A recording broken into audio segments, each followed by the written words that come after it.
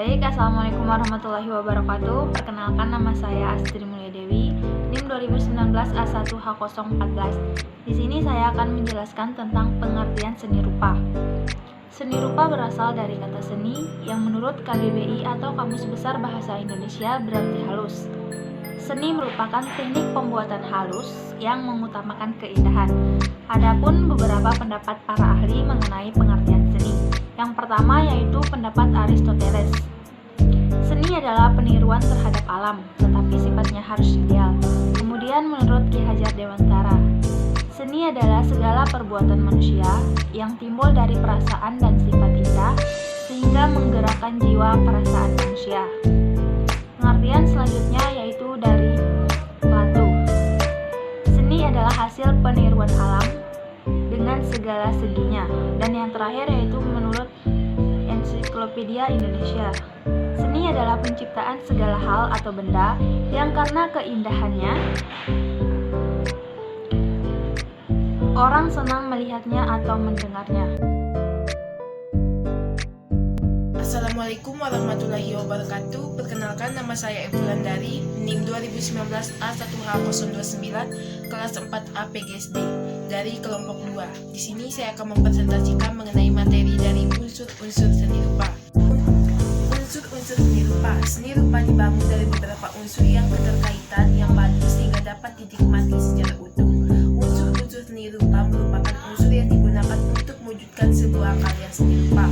Unsur-unsur seni rupa itu sebagai berikut. Yang pertama yaitu titik. Titik adalah unsur seni rupa yang paling dasar yang melakukan suatu wujud dari ide-ide atau gagasan yang melahirkan suatu garis, bentuk, atau bidang. Yang kedua yaitu garis. Garis adalah unsur seni rupa sebagai hasil dari pengembangan dari unsur titik. Berdasarkan jenisnya, garis dibedakan menjadi garis lurus, panjang, lengkung, pendek, vertikal, horizontal, diagonal, berombak, patah-patah, spiral, dan lain-lain. Yang ketiga yaitu bidang. Bidang adalah pengembangan garis yang membatasi suatu bentuk sehingga dapat membentuk suatu bidang. Yang keempat yaitu bentuk. Bentuk adalah unsur seni rupa dari gabungan berbagai bidang.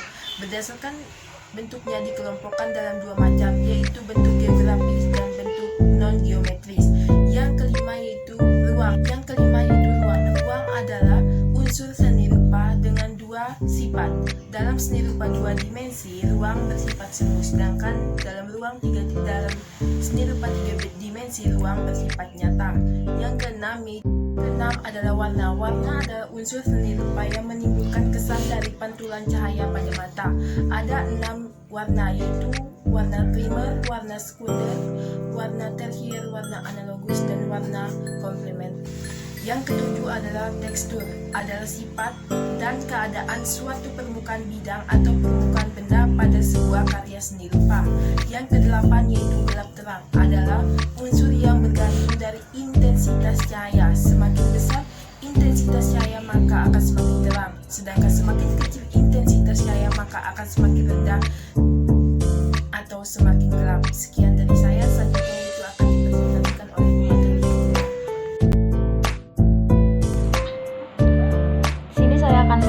Tentang macam-macam seni rupa. Macam-macam seni rupa dikelompokkan menurut wujud, massa, dan fungsinya. Yang pertama, macam-macam seni rupa berdasarkan wujudnya dibagi menjadi dua, yaitu yang pertama, seni rupa dua dimensi. Seni rupa dua dimensi adalah seni rupa dengan karya dua ukuran, yaitu panjang dan lebar. Seni rupa dua dimensi hanya dapat dilihat dari satu arah, yaitu dari arah depan. Kemudian yang kedua, seni rupa tiga dimensi adalah seni rupa yang memiliki tiga ukuran, yaitu panjang, lebar, dan tinggi, atau tebal, atau memiliki volume. Hasil dari karya seni dapat dinikmati atau dihayati dari sembarang arah pandang. Contohnya yaitu seni rupa tiga dimensi adalah seni kriya, seni taman, dan lain-lain. Yang kedua yaitu macam-macam seni rupa berdasarkan masanya.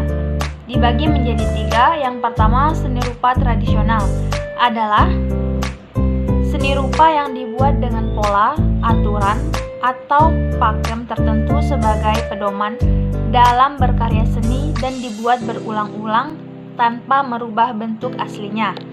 Yang kedua yaitu seni rupa modern adalah karya seni yang ditandai dengan munculnya kreativitas untuk menciptakan hal yang baru yang belum pernah ada sebelumnya. Kemudian yang ketiga yaitu seni rupa kontemporer adalah karya seni yang pemunculannya dipengaruhi oleh waktu di mana karya tersebut dibuat. Yang terakhir yaitu macam-macam seni rupa berdasarkan fungsinya dibagi menjadi dua, yaitu seni rupa terapan adalah seni rupa yang dihadirkan dari tujuan praktis, karya yang digunakan dari benda-benda dengan kebutuhan sehari-hari masyarakat, contohnya seperti seni bangunan, seni kain, dan lain-lain. Yang kedua yaitu seni rupa murni adalah karya seni rupa yang diciptakan bukan untuk tujuan digunakan, melainkan untuk mengungkapkan ide dari penciptaannya dan hanya mengutamakan nilai keindahan, contohnya lukisan, patung, dan lain-lain.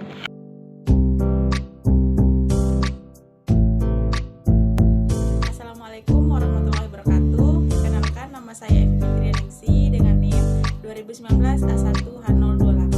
Saya dari kelompok 2. Di sini saya akan membahas tentang jenis-jenis seni rupa. Jenis-jenis seni rupa ada 6. Yang pertama, seni lukis. Seni lukis merupakan kegiatan pengolahan unsur-unsur seni rupa seperti garis, bidang, warna, dan tekstur pada bidang 2 dimensi. Beberapa contoh dari karya seni lukis seperti seni lukis kaca, lukisan pada kulit kayu, dan seni lukis kemasan. Yang kedua, seni patung. Karya seni patung diwujudkan melalui pengolahan unsur-unsur seni rupa pada bidang 3 dimensi. Bahan dan teknik perwujudan pada karya seni patung beraneka ragam. Bahan yang digunakan dapat berupa bahan alami seperti kayu dan batu, bahan logam seperti besi dan perunggu atau bahan sintesis seperti plastik, resin, dan fibres gelas atau serat kaca. Sedangkan teknis yang digunakan disesuaikan dengan bahan yang dipakai seperti teknik pahat, ukir, cor, dan sebagainya. Dan yang ketiga, seni grafis atau cetak. Seni grafis adalah cabang seni rupa yang tergolong ke dalam bentuk 2 dimensi. Pada awalnya, seni grafis merupakan keterampilan untuk mencetak atau memperbanyak tulisan. Sesuai dengan proses percetakannya, karya seni grafis terbagi menjadi 4 jenis. Yang pertama, cetak tinggi, yang kedua, cetak dalam, yang ketiga, cetak tarik, dan yang terakhir, cetak datar. Seni kriya. Pengertian seni kriya. Seni kriya adalah hasil kebudayaan fisik yang lahir karena adanya tantangan dari lingkungan dan dari kriawan. Seni kriya diartikan sebagai hasil daya cipta manusia melalui keterampilan tangan untuk memenuhi kebutuhan jasmani dan rohaninya, serta umumnya dibuat dari bahan-bahan alam. Penciptaan karya kriya yang baik didasarkan pada syarat kegunaan dan keindahan. Hasil-hasil utama seni kriya Indonesia terdiri atas kriya tekstil dan serat meliputi batik dan tenun, anyaman serta tumbuhan, kriya bambu, kriya gerabah, dan tembikar atau keramik, kriya kayu, logam, kulit, kaca, dan lain-lain. Perkembangan seni kriya. Perkembangan seni kriya sejalan dengan pertumbuhan seni rupa pada umumnya. Seni kriya dimulai sejak zaman batu dan logam. Kemudian disambung dengan kebudayaan Hindu di Indonesia. Bentuk-bentuk karya kriya seni ini seringkali sulit dibedakan dengan karya-karya seni rupa murni. Jenis-jenis seni kriya seringkali dinamai berdasarkan bahan pembentukan atau mediumnya, seperti kriya kayu, kriya logam, kriya serat, kriya kulit, kriya tekstil, kriya kaca, kriya batu, dan sebagainya. Selain berdasarkan bahannya, beberapa jenis kriya dinamai atau dikategorikan berdasarkan teknik pembuatannya, seperti kriya batik, kriya anyaman, kriya sungging, kriya ukir, dan sebagainya. Yang kelima, seni bangunan atau arsitektur. Pada dasar kategorikan berdasarkan teknik pembuatannya, seperti kriya batik, kriya anyaman, kriya sungging, kriya ukir, dan sebagainya. Yang kelima, seni bangunan atau arsitektur. Pada dasar dasarnya seni bangunan merupakan bagian dari seni rupa, tetapi karena kekhususan yang dimilikinya, seringkali seni bangunan dikelompokkan tersendiri dalam seni arsitektur.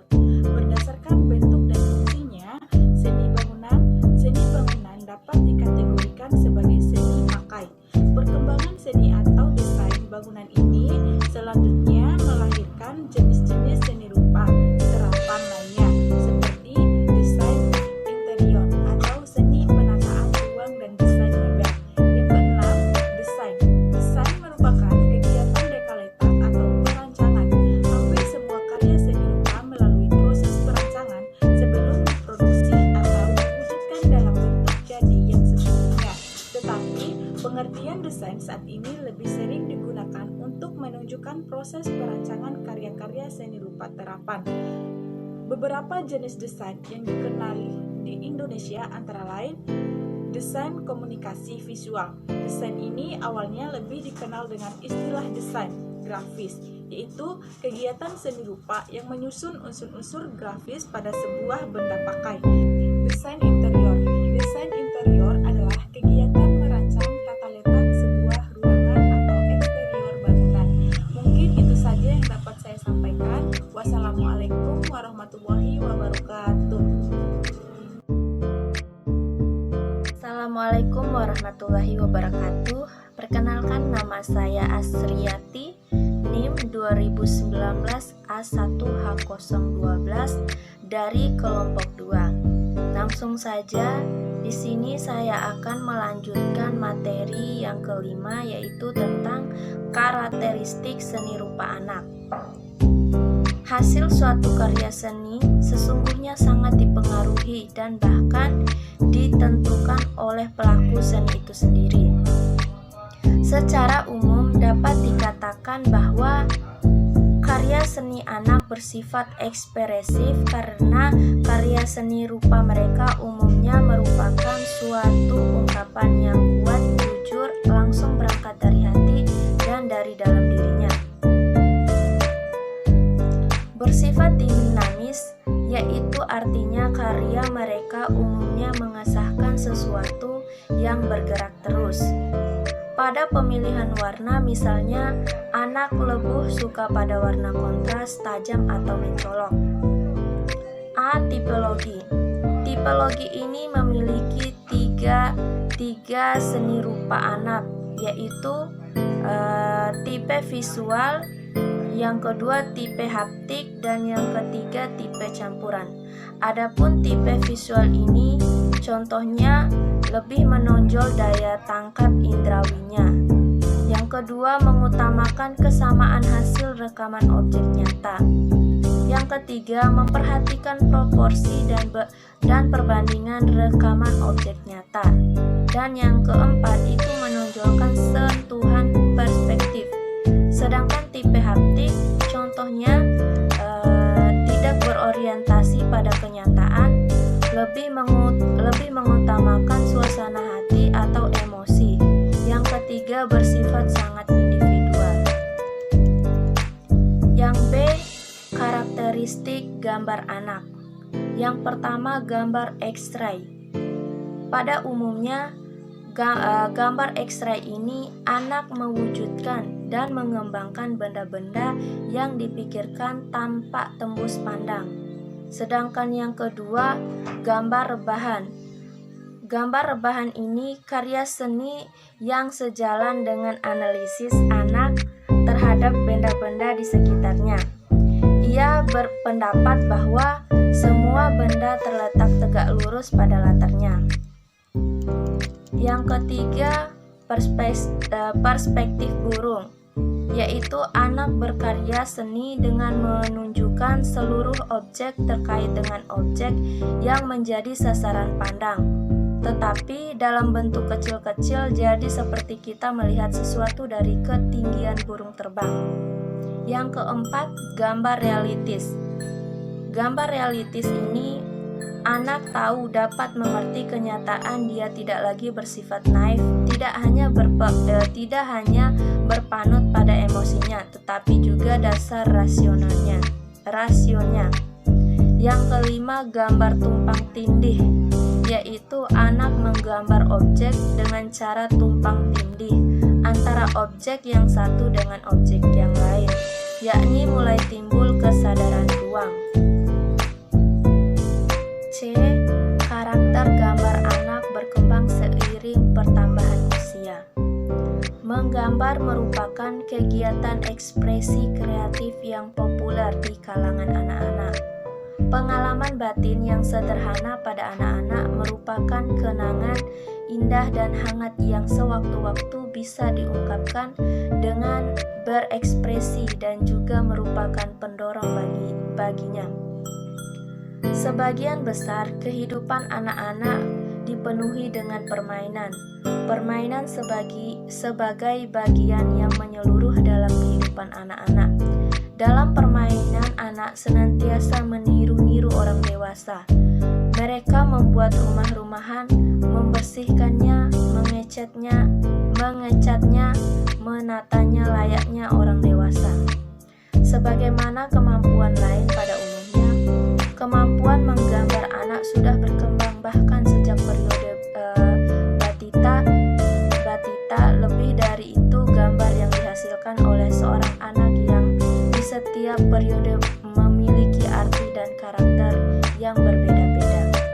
Mungkin sekian dari materi yang saya sampaikan. Lebih dan kurangnya saya mohon maaf.